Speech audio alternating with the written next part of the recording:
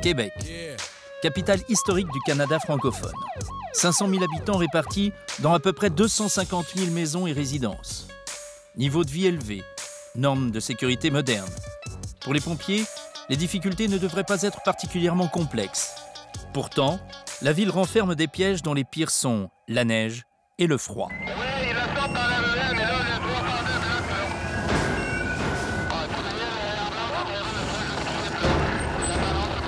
Ce soir, l'air est sec et vif. Dehors, il fait -10. À 15 mètres de ce bâtiment, la chaleur est insupportable. À l'intérieur, c'est l'enfer.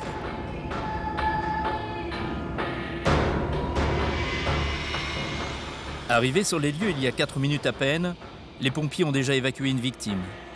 Elle est mal en point et son diagnostic est réservé.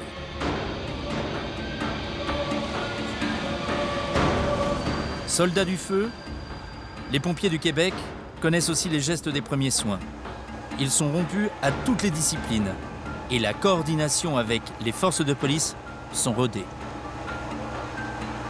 Pour quelques jours, malgré leur état d'alerte permanent et l'incessante confrontation avec les pires drames, les pompiers de Québec ont accepté de nous laisser les suivre dans leurs opérations. Ce film leur est dédié.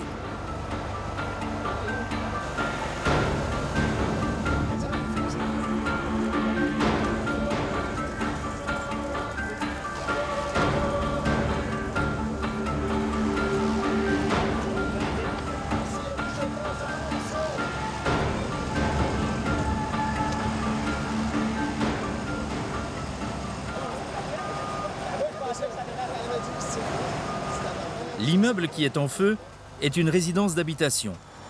L'homme qu'on vient d'évacuer en est le concierge. Il a eu la présence d'esprit de faire évacuer tous les habitants. Il a eu le courage de rester en arrière trop longtemps. Il a voulu s'assurer de l'évacuation complète de son immeuble.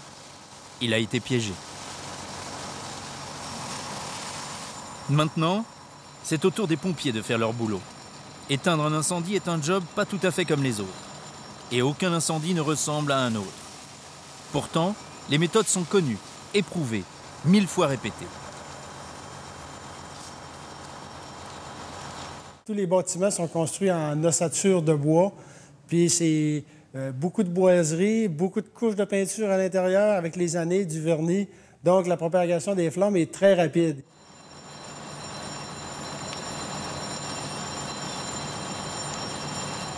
C'est justement parce que les flammes vont vite qu'il faut essayer de les prendre de vitesse. Les sapeurs investissent les étages et les abords du feu pour vérifier si les flammes n'y sont pas encore parvenues. Quand le feu se propage dans le mur, c'est par les vides techniques de construction. On sait que toutes les constructions, quand ils vont poser une boîte électrique au sous-sol, ils vont passer des tuyaux pour amener le filage à travers les différentes pièces des places, des apparts du bâtiment. Chaque fois qu'ils font un trou, pour le feu, c'est un passage. La fumée commence par s'infiltrer par là, la fumée devient chaude, amène les flammes, et les flammes progressent comme un peu un serpent qui se promènerait dans une maison. C'est un peu le même style de propagation, si on veut. Là. Face à la propagation du feu, à l'avancée de ce serpent de flammes, la mission des pompiers est aussi simple qu'elle est ardue. Faire tomber le plafond afin de pouvoir l'éteindre et que le feu s'arrête enfin de progresser.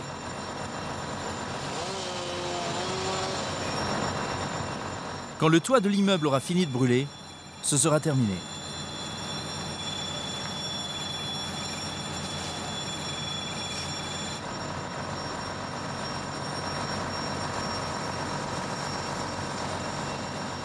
Mélangés aux curieux venus irrésistiblement assister au spectacle, les habitants et leurs familles mises à la rue sont dénombrés et répertoriés afin qu'on puisse prendre des mesures à leur égard.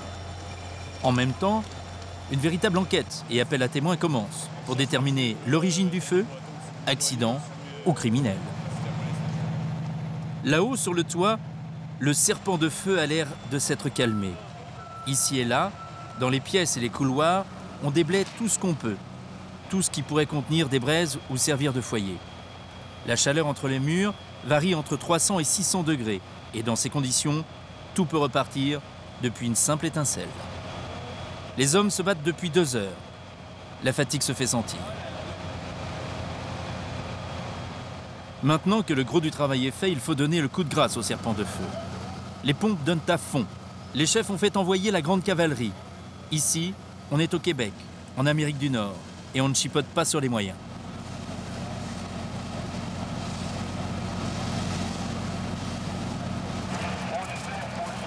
Il est 2 h du matin, noirci, épuisé.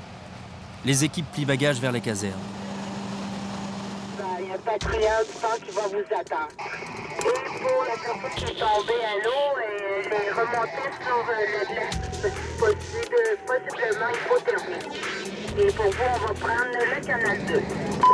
Avec nous, on va s'en aller, c'est à deux.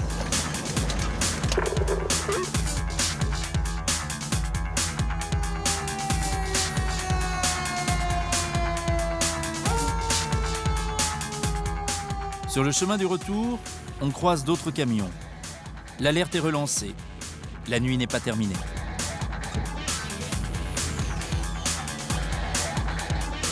Pas de ciel nocturne teinté de rouge orangé, pas de puanteur âcre ni de panache de fumée. C'est un homme à la mer qui a été signalé.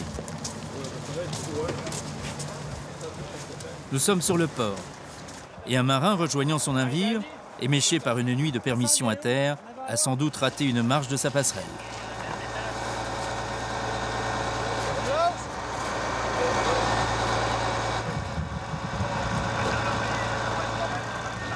Le marin a eu de la chance. Les témoins qui ont donné l'alarme ont signalé sa chute depuis un dock, et pas entre les navires et le quai. Ce soir, il fait -8 dehors. L'eau ne doit pas être plus chaude. À cette température, on ne survit jamais plus de 5 à 10 minutes. Les quais sont à 7 mètres au-dessus du niveau de l'eau et les équipes spécialisées du grimpe ont déroulé une échelle de corde adaptée à la remontée de la victime. Encore faut-il la retrouver et la repêcher. Ils ont réussi. Le marin se tient tout seul. Au moins ça prouve qu'il ne s'est pas noyé et qu'en plus, il est conscient. Hey, descends une corde, s'il vous plaît. On va te descendre une couche. La chaîne humaine des pompiers est en place.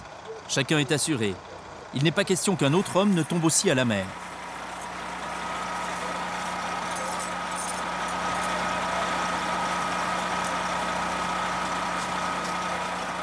Même s'il a trop bu, le marin aura eu le temps de se réveiller. Mais ça, ce n'est pas l'affaire des pompiers. Leur job, c'est sauver des vies. T'es pas là pour les juger, t'es là pour les aider. Fait que si tu te mets à juger tout le temps, tu seras jamais à l'aise dans ton travail. Fait que tu les aides, puis ce qui leur appartient, leur appartient. Là. Quand tu es confronté au public, c'est ça. Là, dans la police, c'est la même chose. Là. Ils voient des choses qui viennent mettre leur valeur qui viennent frapper leur valeur personnelle. Il faut qu'ils gèrent ça, parce que sinon, ils seraient malheureux tout le temps. Là. On voit des choses que, personnellement, je ne tolérerais pas. Mais je suis pas là pour ça. Je suis là pour aider. Ça fait que j'aide, puis ça s'arrête là. C'est la beauté du travail, je pense. On a eu un appel nautique, on avait l'information qu'il y avait une victime qui était tombée à l'eau. À ce moment-là, le 302, le lieutenant Verrette, il est monté sur le bateau puis il l'a localisé. Fait qu'on a réussi à s'installer avec l'équipe nautique de la caserne 3, le 1103. Ils ont descendu avec un Fortuna. Ils ont été directement récupérés la victime. Pendant ce temps-là, l'équipe du 902, qui est l'équipe grimpe, ont établi leur cordage avec une échelle. Fait que ça a très bien été. En arrivant au bas de l'échelle, ils mettent un genre de corset, puis ils l'ont aidé à monter, étant donné que la personne était capable d'elle-même. Par contre, était un peu en hypothermie. Les ambulanciers ont récupéré la victime, puis elle est partie à l'hôpital. Fait que bingo, tout le monde est content, ça a très bien été.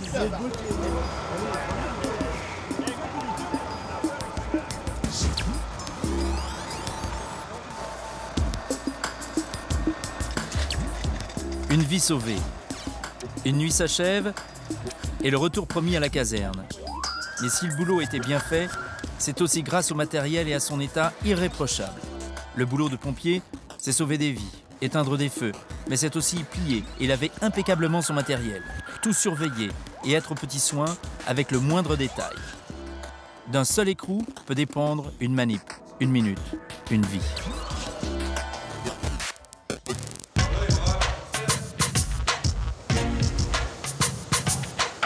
Parfait.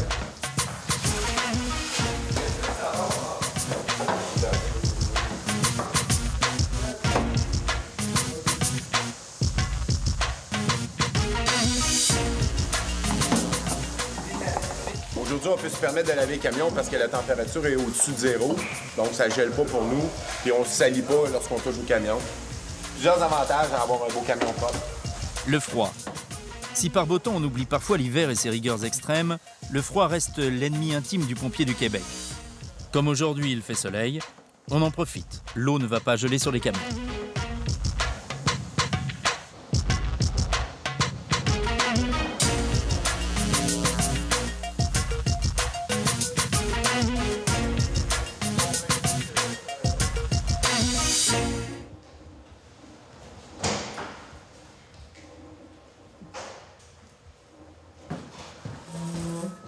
Ici, à la caserne 203, comme dans toutes les casernes de Québec, il y a 4 hommes. Le chef, le mécano-conducteur, le fontainier et le sapeur. Raison numéro 3, Marc Soares. Oui, bonjour. 4 hommes, 4 spécialités, mais 4. C'est aussi comme les 4 mousquetaires. Un pour tous et tous pour un.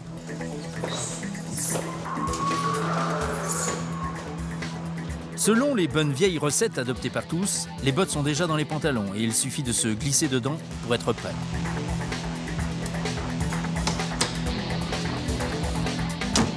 À Québec, entre une alerte et un camion qui s'en va pour sa course folle, il ne s'écoule jamais plus de 80 secondes chrono en main.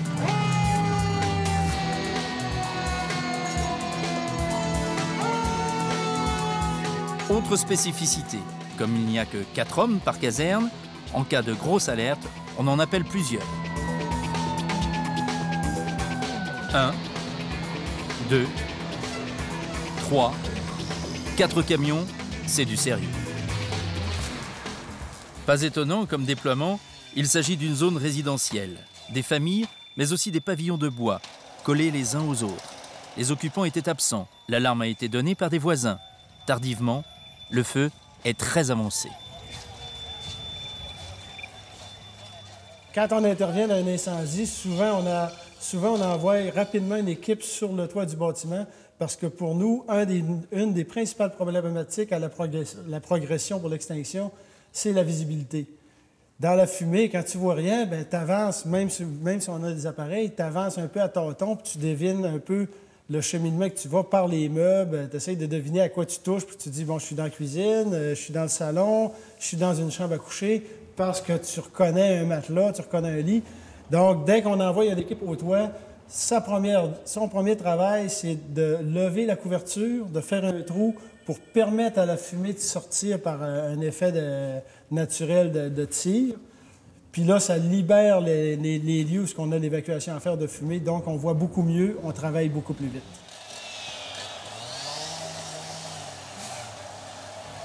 Hier, il a neigé. Outre l'épaisseur de neige sur le toit de la maison, il fait un froid de canard, moins 20 aujourd'hui. Et quand les pompiers parlent du froid, comme de leur ennemi intime, ils savent de qui et de quoi ils parlent. Il a fallu 13 minutes pour faire une brèche dans la toiture. Apparemment, c'était 12 minutes de trop car maintenant, les pompes sont gelées et il est impossible au chef d'obtenir de l'eau. L'eau gèle à l'intérieur des lances et des boyaux. Puis une fois qu'on ferme la lance, on n'est plus capable de réutiliser la lance par après. Donc on doit toujours laisser à tout le moins un filet d'eau couler l'hiver. La nacelle est prête, les fontainiers attendent, lance en main. La structure de la maison, tout en bois, la chaleur accumulée. Même avec les pompes à fond, la maison est déjà toute en flammes.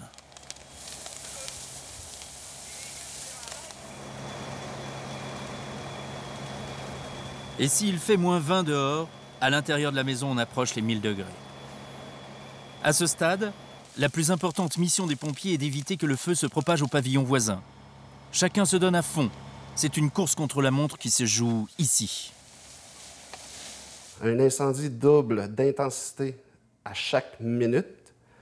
Et le type de construction des bâtiments à Québec est à 90 %, c'est pas 95 % en bois. La grande majorité. Alors, c'est sûr et certain que le feu peut se propager rapidement. Pas seulement dans le bâtiment en tant que tel aux étages supérieurs, mais également chez les voisins, que ce soit à droite, à gauche ou à l'arrière. Puis malheureusement, alors en ce moment-là, on peut se ramasser avec une conflagration. Puis là, bien, le problème, plus ça va, plus il grossit, c'est exponentiel.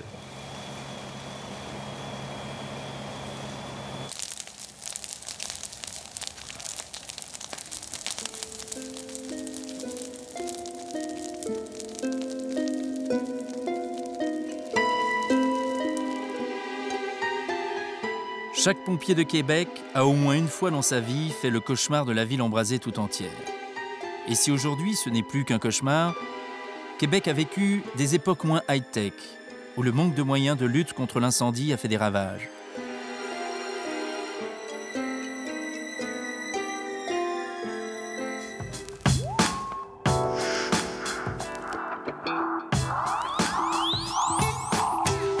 Le premier grand incendie qui frappe Québec est dû aux Anglais qui assiégeaient la ville et la bombardaient de projectiles incendiaires. C'était en 1759. Et il s'en est fallu de peu pour que toute la ville ne disparaisse à jamais. Presque un siècle plus tard, en 1845, le sort s'acharne à nouveau sur la ville, à 2 mois d'intervalle, mai puis juin. Les 2 tiers de la ville sont entièrement détruits. 50 ans plus tard, en 1881, toujours en juin, ce qu'on a appelé le grand incendie de Québec détruit 648 maisons et pousse 1500 familles à la rue. Toujours en juin, mais au XXe siècle cette fois, en 1908, c'est l'incendie qu'on a baptisé l'incendie des Trois-Rivières. Il détruit une énorme partie de la ville et presque tous ses commerces.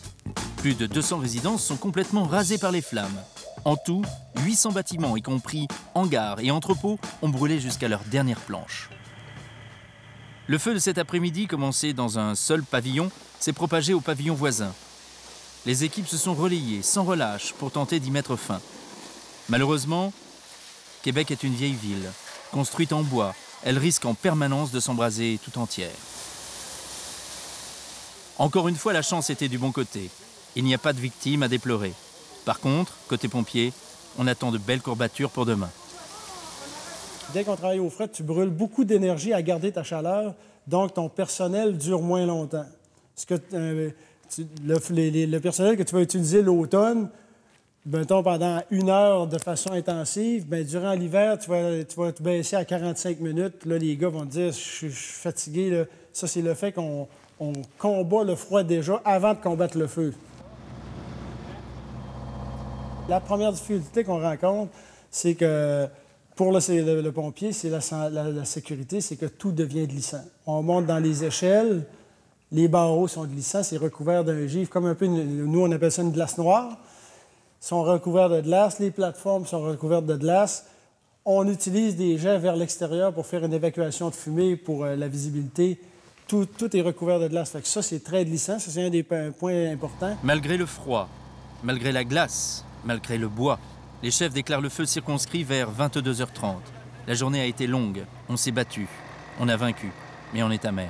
De façon surprenante, des fois, on va avoir des félicitations de la part des médias quand l'incendie est énorme, quand l'incendie est vraiment très, très gros, alors qu'en réalité, c'est un échec. Les bons feux, c'est ceux qu'on a réussi à taper, comme on dit, donc éteindre rapidement, avant même que ça fasse un éclat médiatique. Ça, c'est des belles réalisations, ça, c'est des belles choses qu'on fait.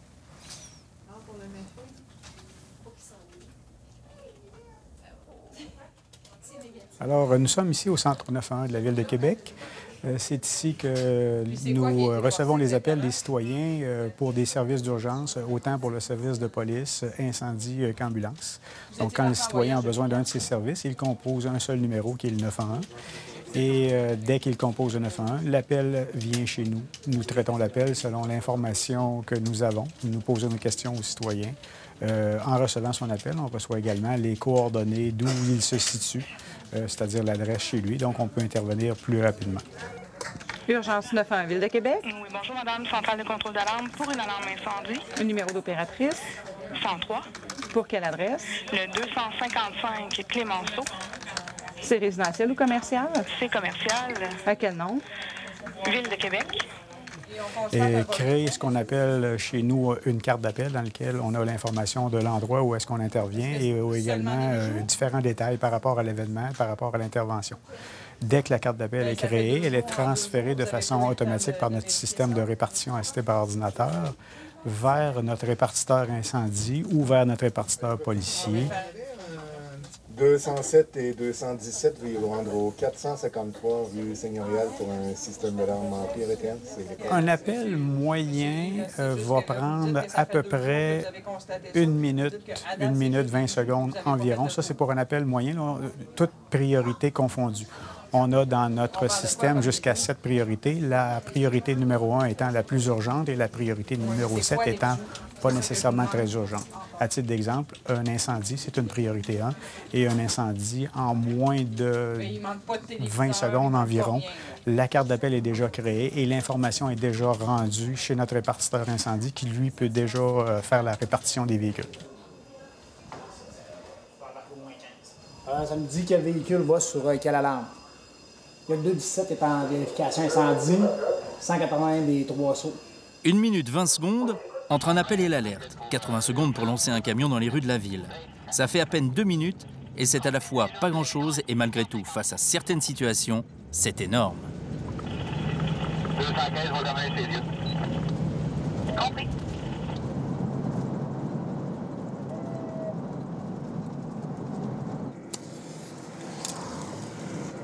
Avec ça, les gens vont ralentir d'avance.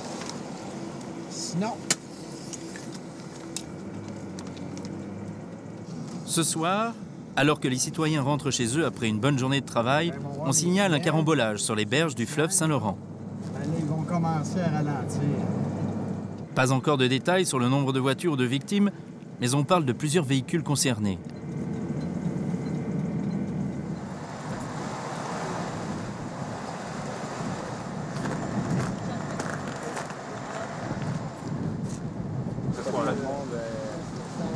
Ah non, c'est ça.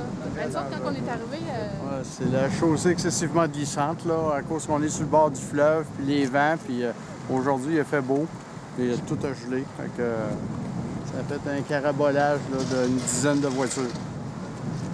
Encore le froid. À cause du gel qui a surpris les automobilistes, 10 véhicules sont immobilisés. Pour ce qui concerne l'état des victimes, on est en train de faire le point. On est arrivé à voir en 4-5 minutes, il fallait aller très doucement, mais à cause ici sur le bord du fleuve, ça glace assez rapidement sur la rue. Donc même notre camion, là, on a glissé un petit peu en s'en venant. Donc on est arrivé très doucement. Donc on peut voir tous les véhicules ont été arrêtés comme ça. Donc même notre camion, là, on a un peu de difficulté au niveau de l'adhérence des pneus. Là. Je suis fait rentrer dedans de côté. Moi j'ai ralenti, j'ai breaké, mais ça n'a jamais ralenti. Oui, les pompiers sont arrivés très rapidement. Ils ont bloqué la rue plus loin un peu. Comme ça a donné la chance d'arrêter le carambolage. Là. Il y avait beaucoup de véhicules impliqués. Il y en a de côté puis tout. J'espère qu'il n'y a pas trop de blessés. C'est ça les fins d'hiver au Québec.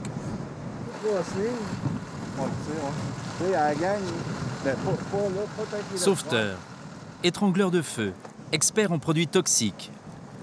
Le pompier peut se retrouver camionneur ou déblayeur de chaussée. Psychologue aussi. Je ne pouvais pas sortir, évidemment. Et là, c'est là que j'ai commencé à paniquer parce que je me suis dit, une autre voiture qui arrive et qui me rentre dedans. Là, ça y est, hein? Fait que j'ai heureusement pu ouvrir le toit. Fait que je suis sortie par le toit. C'est quand même une chance, ça va faire une bonne journée. C'est pratique le toit ouvrant, hein? Effectivement.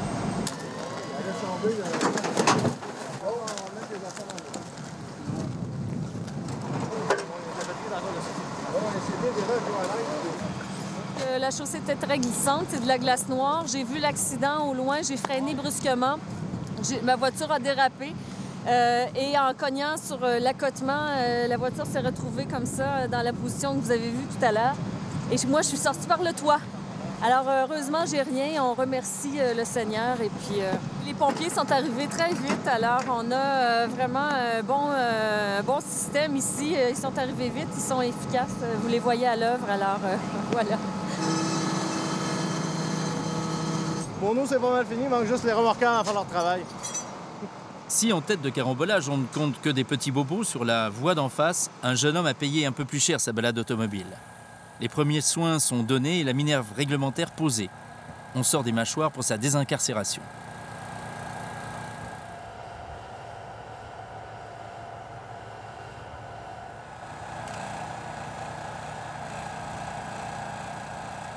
Dans la cabine de leur camion, les pompiers de Québec ont des ordinateurs qui communiquent avec la toile et dont les disques durs contiennent des trésors. Par exemple, ils ont accès à une base de données complète sur les véhicules de toutes marques, où leur sont notifiés les points de structure à toucher et à découper pour ce genre de délicate opération qu'est le démantèlement complet d'un véhicule.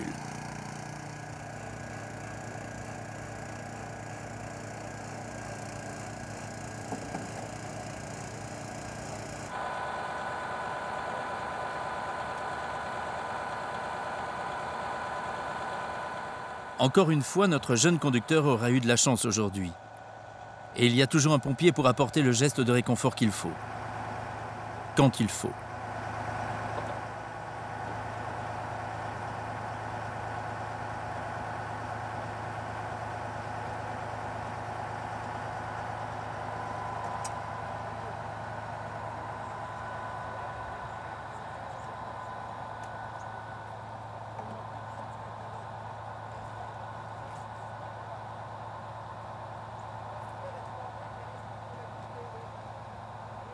Ce soir, le jeune homme va dormir à l'hôpital. Il sera chez lui dans 3 jours et aura tout le temps de se choisir une nouvelle voiture sur Internet. Pour d'autres, malheureusement, la chance n'est pas toujours au rendez-vous. Comme j'ai vu sur un accident d'automobile arriver, puis là, le mari, le conducteur, qui n'arrête pas de nous demander « Ma femme, es-tu correcte? Ma femme, es-tu correcte? » Puis nous, on s'occupe de sa femme, puis on voit qu'elle est en train de nous mourir dans les mains, là. Puis là, on la sort, puis elle est décédée, puis là, sa sœur arrive comme par hasard, puis elle dit « Hey, où ma sœur? » Moi, je savais que c'était la dernière. Elle ne la reverrait plus, sa sœur. C'est des choses qui viennent te chercher après, que tu penses, là, puis là, tu te dis c'est vrai que dans la vie, on n'est pas pesant. On n'est vraiment pas pesant. Puis si on peut aider, tu sais, quand tu peux aider, tu es content de le faire parce que c'est important. Puis tu vois que tous les gens sont un peu interreliés entre eux autres, là.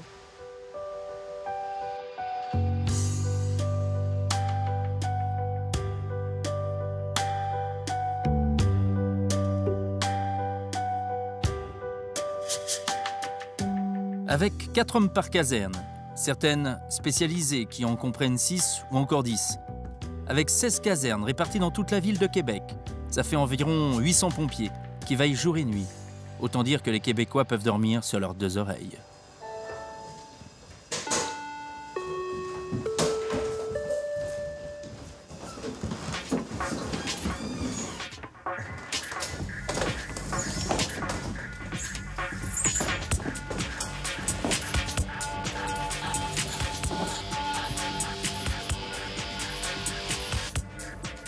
Il est 3 heures du matin. À part l'adresse du drame, à part que c'est un incendie, les pompiers ne savent pas grand-chose. C'est pendant la course qu'ils vont tout apprendre. Quand il y a un appel qui entre sur les ondes, qui signale qu'il y a un incendie et qu'on doit répondre, le niveau d'adrénaline monte rapidement. Donc, c'est certain qu'on sent que les battements cardiaques augmentent. Tous les phénomènes physiques associés à l'adrénaline, ça se fait sentir rapidement. Et dans ma tête, ce qui se passe, c'est que il faut que je me fasse un scénario. Il faut que je me dise, OK, en fonction des informations que j'ai, quelles vont être les premières actions que je vais poser, quels vont être les premiers gestes que je vais faire. Tant que ce scénario-là n'est pas fait dans ma tête, le stress est à son comble. Mais plus on avance, plus la centrale nous donne l'information, plus les citoyens appellent la centrale et la centrale nous dit qu'est-ce qu'il y en est de la situation, plus ce stress-là se stabilise. En arrivant sur les lieux, tout se met en place. C'est-à-dire que le peu d'informations qu'on avait par les ondes, je le vois concrètement, visuellement, et mon scénario, assez rapidement, là, on parle de quelques secondes, se met en place dans ma tête, et là, les commandements se donnent. Il fait frisquet cette nuit. On a du moins 25. Le feu a pris au dernier étage d'un petit immeuble d'habitation. Pas de chance. On est le 24 décembre. Voilà un Noël qui s'annonce mal pour quelques familles. 8 casernes sont à pied d'œuvre. Première précaution, couper l'électricité sur le site. Pendant ce temps, des équipes ont déjà investi les lieux à la recherche de victimes ou de citoyens à faire évacuer. On a 1 ou 2 blessés légers, mais on n'a pas encore investi les entrailles de l'immeuble. Avec l'humidité qui plane dans l'air, le froid est terrible. Ou l'hiver, pour nous, c'est une problématique. Toutes les gens ont les fenêtres fermées. Donc, si elle n'a pas de système de détection, quand les gens extérieurs voient la fumée sortir par les joints de la fenêtre, bien, on peut calculer que ça fait peut-être 20 minutes qu'elle se fait enfumer, là, elle, la personne à l'intérieur de sa chambre. Fait que quand on arrive, on rajoute un 3-4 minutes. Ça fait 23 minutes qu'elle est dans une atmosphère très, très chaude. Là, on n'a vraiment plus de place à l'erreur. Il faut aller au bon endroit le plus rapidement possible pour la sortir de là, pour augmenter ses chances de survie. 5 minutes dans les fournaises qui montent jusqu'à 800 degrés, ce sont 5 minutes de trop. Cet homme est apparemment handicapé. Il n'a pas pu évacuer l'immeuble à temps et le voilà dans un état plus que critique. En quelques minutes à peine, il va être dirigé sur l'hôpital des Grands Brûlés de Québec. Il va probablement s'en sortir, mais aura de graves séquelles. Pour les équipes, une victime, même évacuée en vie, c'est toujours une victime de trop. Malgré tout, personne n'a le temps de se poser des questions existentielles. Le feu avance. Il faut tuer le serpent, le couper en morceaux. Il faut trouver sa tanière principale. On doit arriver rapidement, prendre les bonnes décisions rapidement, diriger tes équipes au bon endroit. C'est ça qui fait une opération qui est à succès, ou qu'après, tu te dis, c'est malheureux, et si on avait arrivé une minute avant, on aurait pu la sortir. On est arrivé une minute trop tard, et on n'était plus capable de pénétrer dans cet appartement-là. Là. Face à l'état de l'immeuble, le scénario des chefs est simple. Attaquer à la lance le dernier étage, imbiber au maximum les étages inférieurs, en espérant que le feu n'y descendra pas. En bas, les fontainiers ont évité le gel et l'eau peut couler à flot.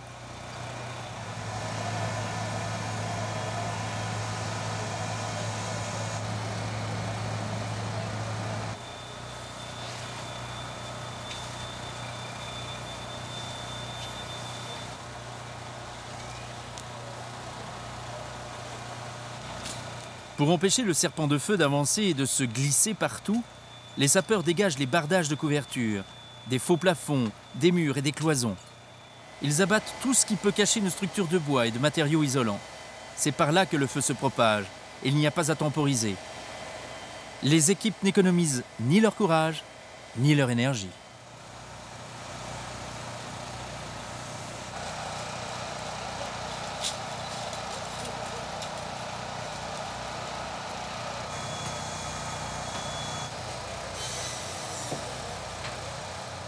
Les chefs avaient vu juste.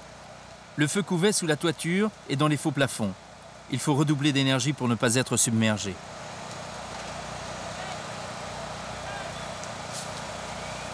Sapeurs, puis fontainiers, les gestes répétés 1000 fois font leur preuve. Il ne faut rien lâcher.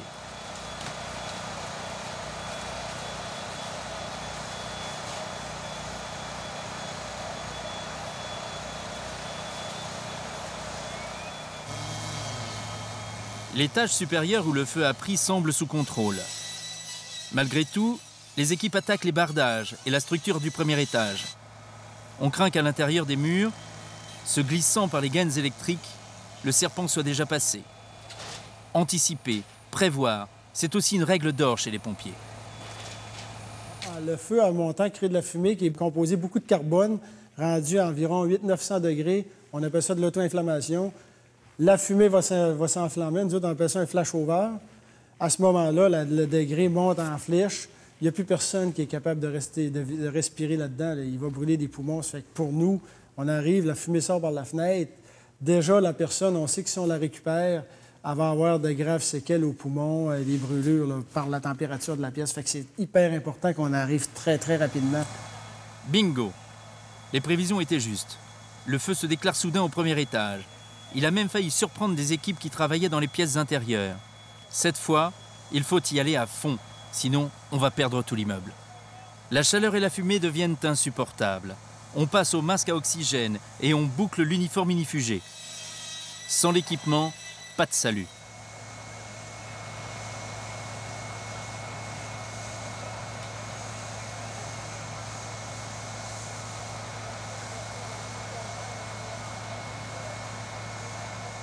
Devant la sauvagerie des flammes, un fontainier doit agir vite. Trop vite peut-être, et un peu trop téméraire.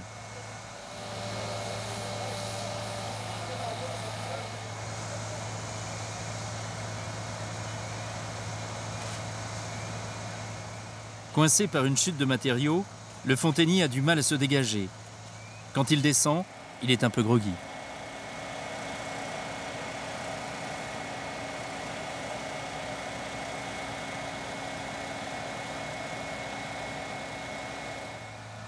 Au sol, on vérifie son arrivée d'oxygène, mais malgré tout, pour lui, cette nuit, le boulot est terminé. Il n'y a pas que des civils qui trinquent. Le fléau des pompiers, c'est leur sécurité à eux aussi. Police commerciale à Saint-Jean-Chrysostome pour un accident de la route sans mâchoire en priorité A. S'il vous plaît, confirmez.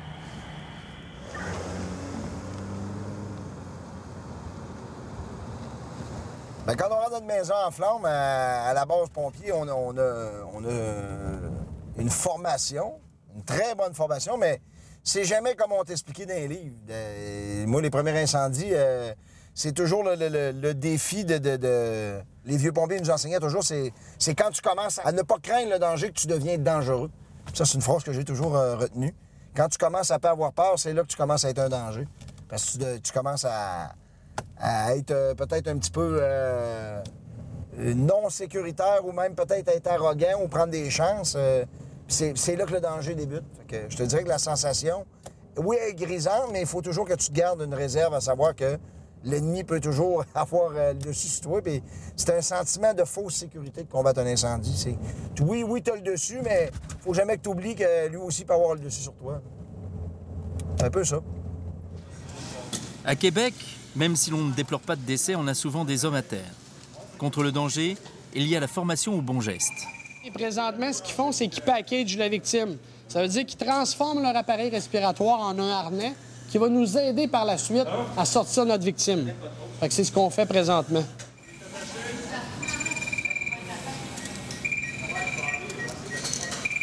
Chaque pompier est équipé d'un appareil d'alerte qui émet un son d'alarme strident. En cas de danger, d'immobilisation ou d'impossibilité de s'en sortir, il peut le déclencher et ses camarades viendront lui porter secours.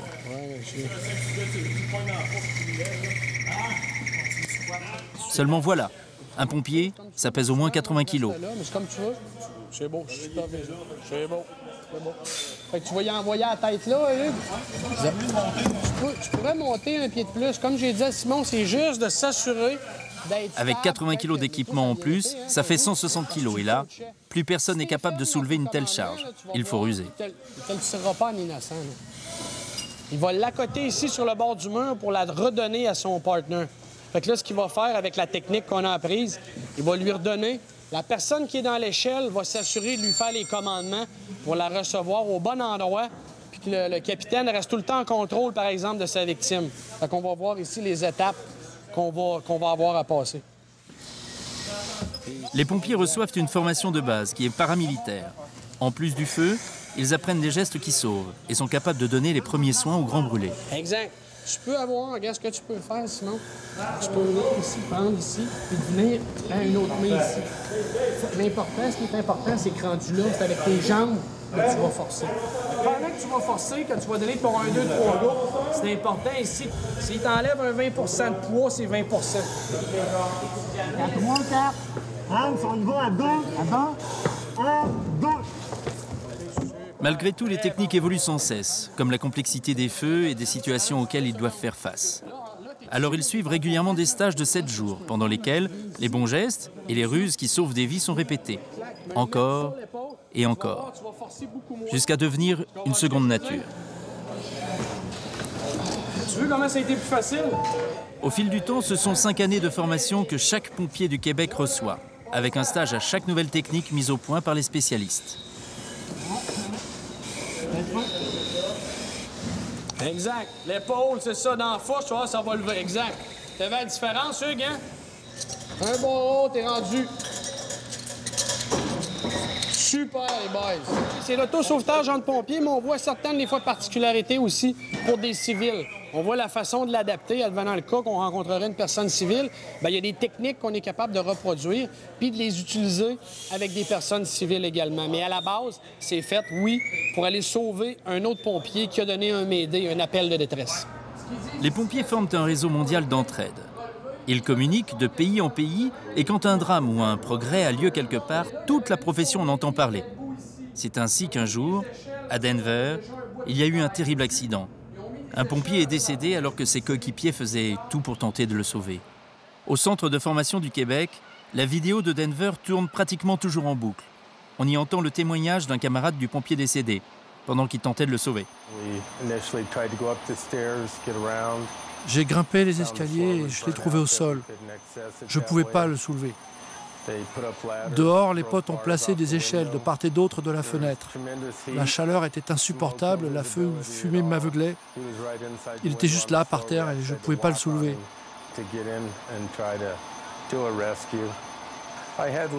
Je me suis couché par terre et j'ai tenté de me placer sous lui pour le soulever, mais le couloir était si étroit, comme j'ai dit, mon équipement et le sien se sont emmêlés.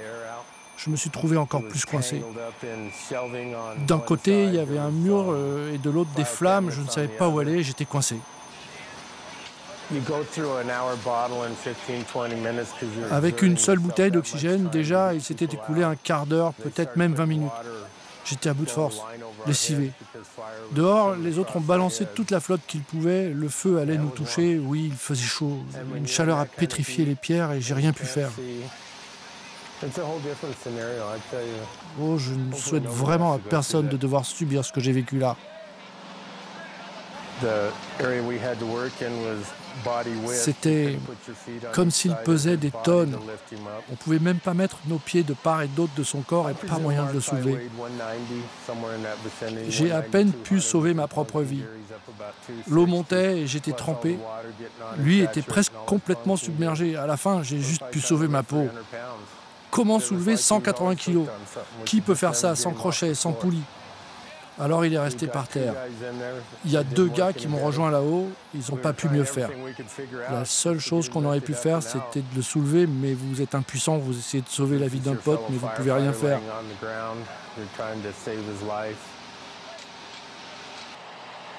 Ce qu'ils ont vécu, c'est que le gars est tombé ici, donné son Mayday, puis c'est exactement la grandeur du châssis. Vous allez voir là, lors du vidéo, c'est exactement les mêmes dimensions qui ont été refaites. L'homme a donné son Mayday ici, a fait des signes avec sa flashlight, puis s'est effondré ici. Ça ne tentait pas de se passer à la face, de donner son aérobe, de respirer la... Juste de plonger, ouais. Probablement qu'il n'y avait pas l'énergie. Ou... OK, c'est arrivé à... Il était probablement au bout de la corde. Là. Ce qu'on va voir, on va voir 2 techniques. On va voir la technique avec la victime, la tête ici. Ça veut dire la victime qui est ici, puis la victime inversée avec la tête de l'autre côté. On va voir les 2 façons de faire.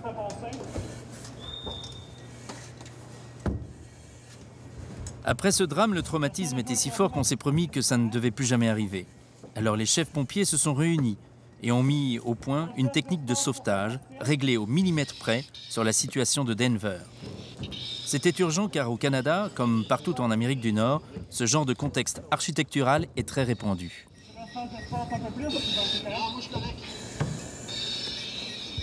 Difficulté supplémentaire à l'exercice, on le fait avec l'équipement, le masque à oxygène et l'uniforme bouclé. Tout le monde, vous avez compris, on package.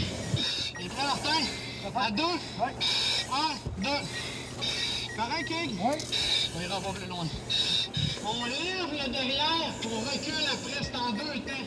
Fait que ça clique seul, les hanches. Lui, regarde, moi, qu'est-ce que je fais? Excusez-moi. Je viens détacher ma boucle ici. Je vais vérifier pour être sûr que mon chien est de son bord. Fait que là, en backup. On tire, vas-y comme ça. 1, 2. C'est beau, c'est beau, c'est beau. À 2. 1, 2. Voyez-vous, t'es-tu aidé? T'es-tu aidé? Non. Voyez-vous, ça clique tout seul. À 2. À 2. Vas-y. 1, 2. Il n'y a pas à se plaindre. Pour l'entraînement, on n'a pas ajouté autour des gars des flammes à 800 degrés, une pluie de débris et de flotte glacée. Le pompier était décédé dans les mêmes conditions. Ça veut dire même largeur de box, même hauteur de fenêtre et même largeur de fenêtre. Suite au décès, il y a des techniques qui ont été peaufinées. La dernière technique qui a été adoptée, c'est celle-là. Parce que c'est un cours qui est en sans cesse évolution. Là. Fait que les techniques, des fois, sont modifiées, dépendant quand on trouve une technique qui demande moins d'énergie et qui est plus rapide. C'est pour ça qu'on fait cette technique-là aujourd'hui.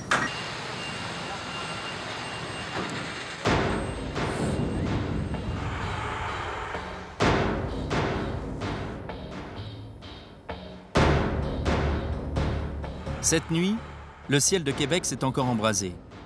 Cette nuit, ce sont des hangars dans la zone du port qui sont touchés. Le feu s'est déclaré à minuit. Après l'évacuation des civils qui travaillaient aux entrepôts, ce sont les éventuelles matières toxiques, entreposées là, qui inquiètent les équipes. Une propagation sur la voie publique de pollution chimique serait un cauchemar pour la ville.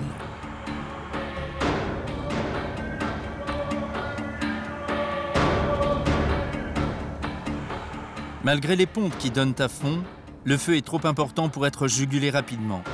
D'autres casernes affluent petit à petit, mais les chefs savent déjà que les réservoirs de leurs camions seront insuffisants, comme les citernes de la ville.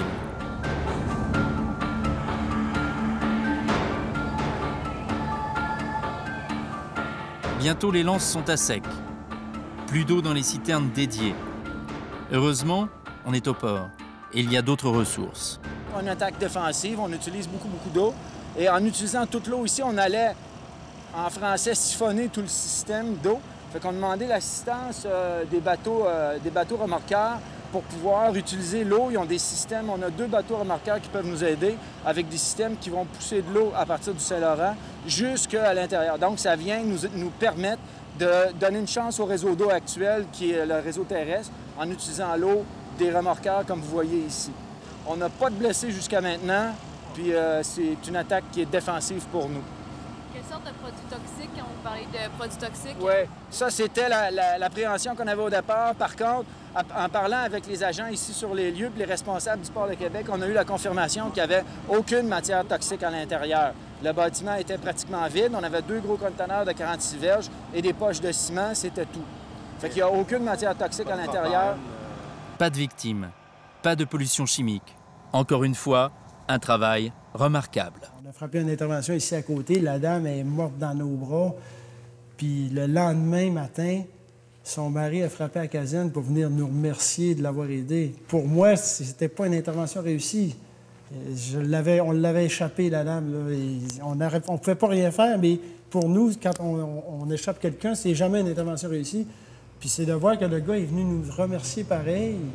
Moi, ça m'a énormément touché, que lui, il voyait plus que ce que nous, on voyait. Il disait, lui, dans sa tête, c'était, regarde, ils ont fait leur possible, puis on l'a aidé tout le long jusqu'au temps qu'elle parte, là.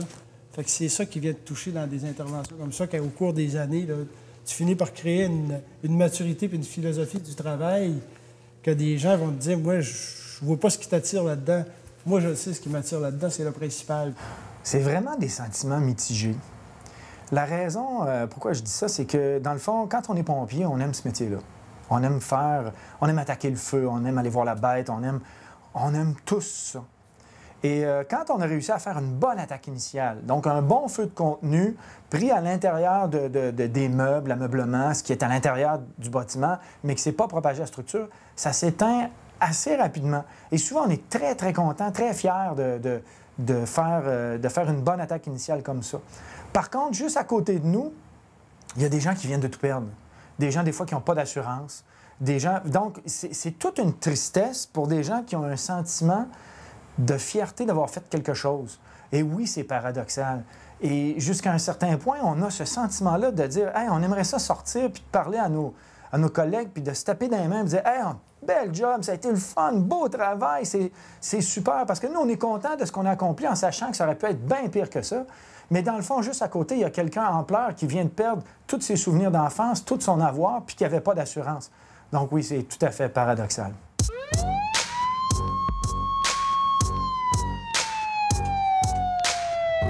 Yeah. Les pompiers de Québec ont de quoi être fiers de leur action. Malgré tout, ils sont les plus humbles et les plus réservés des hommes, car ils savent bien, au fond d'eux-mêmes, que seule la fraternité et la solidarité leur permet d'œuvrer et de survivre.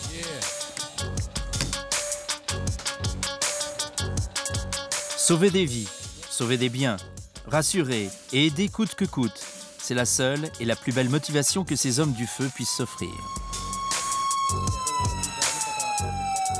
Et s'ils nous font cadeau de leur courage et de leur énergie, ils sont les premiers à dire que c'est leur plus belle raison d'agir.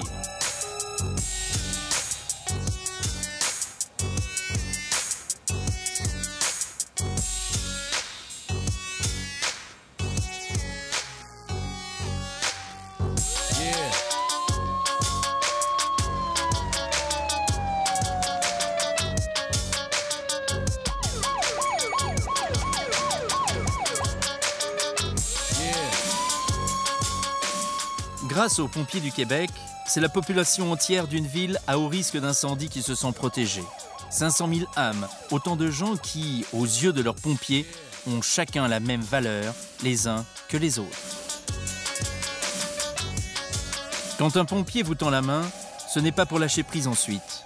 Et s'il faiblit, un autre est derrière lui, qui en cache un autre, et encore un autre, dans une chaîne sans fin de solidarité, à toute épreuve.